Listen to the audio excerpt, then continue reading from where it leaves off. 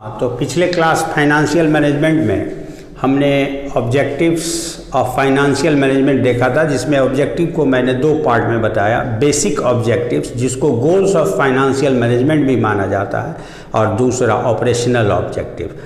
तो बेसिक जो दो ऑब्जेक्टिव है, profit maximisation and wealth maximisation, इसके संबंध में आज चर्चा करेंगे। चूँकि दोनों कंट्रोवर्सी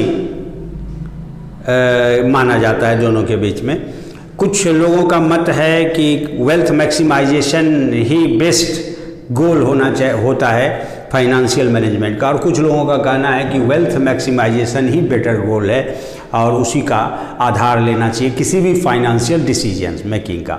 अर्थात ये दोनों जो आप गोल्स ऑफ फाइनेंशियल मैनेजमेंट देखते हो, तो आपने डेफिनेशन में पढ़ा था, every financial management is an area of financial decision making. चाहे वह प्रोक्योरमेंट ऑफ फंड से रिलेटेड हो, चाहे वह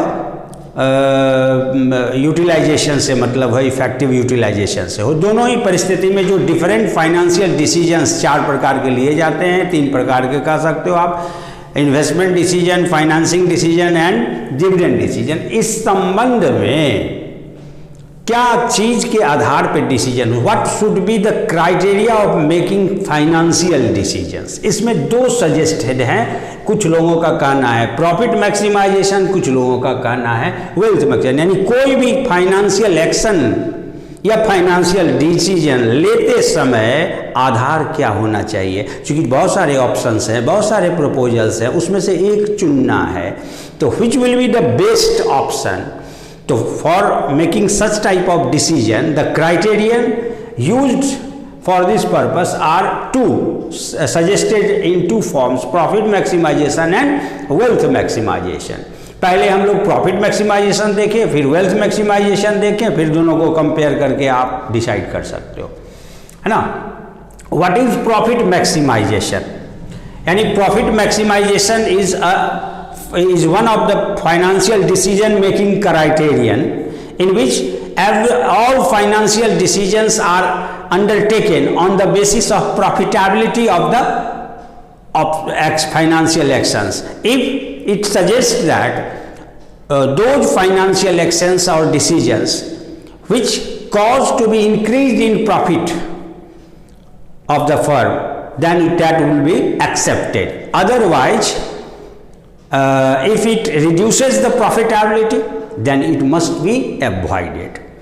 कहने का मतलब कोई भी फाइनेंशियल डिसीजन इस बात पे आधारित होना चाहिए कि अगर वो डिसीजन लेने से फर्म के लाभ कमाने की क्षमता और प्रॉफिट बढ़ जाता है, there is potentiality of highest return, then that option should be accepted, otherwise avoided. Is it clear और नॉट? तो वही बात हमने लिखा है, this is one of the financial decision making criterion which suggest that only those financial actions और decisions that cause to increase in profit should be undertaken, and those actions which cause to be decrease or reduction in profit should be avoided. In other words, in this approach, all financial decisions are evaluated on the basis of profitability. Profitability. A proposal which has highest potentiality of return should be accepted or selected. Otherwise, other options and proposals should be ignored. Okay? यानी एक group of person, यानी group of businessman, group of accountant, group of experts argues that profit maximization is the best criterion of financial decision making. That's why it should be taken as goals of financial management. They argues that the following advantage, there are following different advantages of profit, and is the main motive of any business setup. That's why it must be preferred by every firm or everyone as goal of financial management. So what are these advantages of profit maximization? We can write now.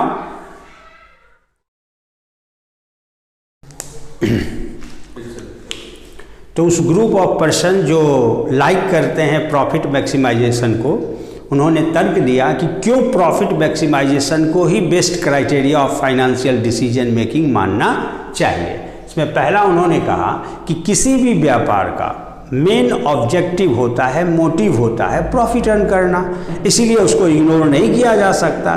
किसी भी decision के पहले हमें सोचना चाहिए कि क्या इस डिसीजन से व्यापार का प्रॉफिट बढ़ेगा, अगर नहीं तो दूसरा ऑप्शन देखें जिससे बढ़ सकता है।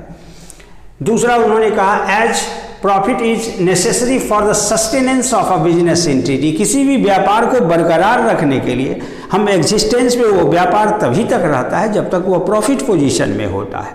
अगर वो लॉस में सफ़र करेगा तो स्वाभाविक है व्यापार फेल्योर माना जाएगा और बंद होने की नौबत आ जाएगी। ऐसे में हमें प्रॉफिट को ही तरजीह देना चाहिए, इंपॉर्टेंस देना चाहिए डिसीजन मेकिंग क्राइटेरियन के रूप में। तीसरा उन्होंने तर्क दिया as profitability is used as barometer through which performance appraisal of a firm is made, यानी व्यापार के परफॉर्मेंस के मूल्यांकन का, उपलब्धियों के मूल्यांकन का आधार ही प्रॉफिट होता है। चूंकि प्रॉफिट बैरोमीटर के रूप में, मापक यंत्र के रूप में कार्य करता है, इसीलिए प्रॉफिट को मानना चाहिए बेस्ट क्राइटेरियन के रूप में।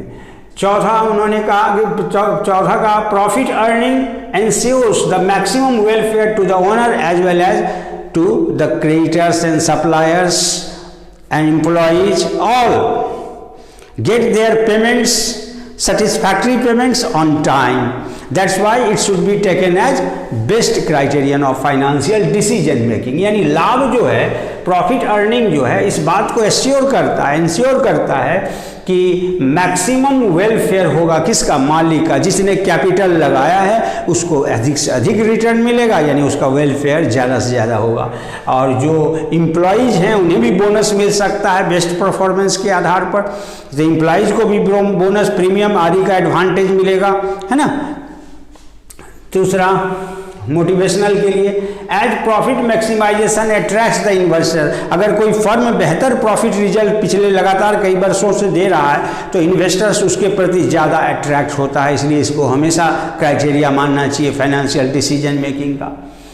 फिर उसने कहा कि भाई एक सब्सटेंशियल रिटर्न, सब्सटेंशियल प्रॉफिट, यानी अगर उचित मात्रा का लाभ हो, अच्छे लाभ हो, उस स्थिति में फर्म की लिक्विडिटी भी अच्छी रहती है और मार्केट में समय पर पेमेंट करने की एबिलिटी होने के कारण साख भी बढ़ता है, क्रेडिटेबिलिटी भी बढ़ जाती है। हाँ, जो कोई भी फाइनेंसर आसानी से लोन उपलब्ध करा देता है, बिकॉज ये देखता है कि इस फर्म का इनकम स्टेबल है, ग्रोइंग पोजीशन में है, तो निश्चित रूप से उसको फाइनेंशियल असिस्टेंस मिलने में कोई कठिनाई नहीं होती। Next, as maximum profit earning increases confidence among the management authorities, स्वाभाविक है मैनेजमेंट अथॉरिटीज अपना सारा ही फोर्स ही लगाते हैं कि व्यापार का अधिक से अधिकतम लाभ मिल सके, और अधिक लाभ होता है तो उनका कॉन्फिडेंस, जो हमने डिसीजन लिया, हमने जो पॉलिसी फॉर्मुलेट किया, जो एक्सक्यूशन का हमारा प्रोसेस रहा, वो सब सक्सेसफुल हुआ, उनका कॉन्फिडेंस बढ़ता है और नई ऊर्जा के साथ वो अगले बार में काम को जारी रखते हैं।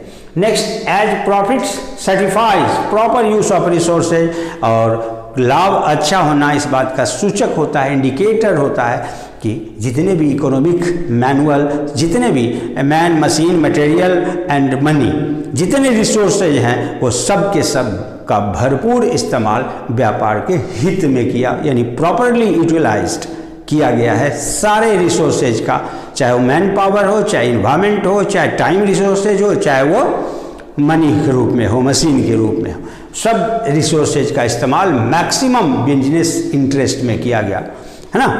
तो इस आधार पर उनका तर्क हुआ कि भाई प्रॉफिट को क्या मानना चाहिए, बिजनेस डिसीजन मेकिंग का बेस्ट क्राइटेरिया मानना चाहिए। लेकिन कुछ वर्ग, ग्रुप ऑफ पर्सन जो ये बात सुन रहे थे कि भाई प्रॉफिट मैक्सिमाइजेशन को इतना तरजीह दे रहे हैं, इसमें तो फलाना खामियां हैं, फलाना फिर खामी दिख रहा है, फलाना चीज़ कमी है, तो उन्होंने इसके विरुद्ध तर्क दिया और रिजल्ट करके बताया कि ये वेल्थ मैक्सिमाइजेशन होना चाहिए, प्रॉफिट मैक्सिमाइजेशन सही नहीं है।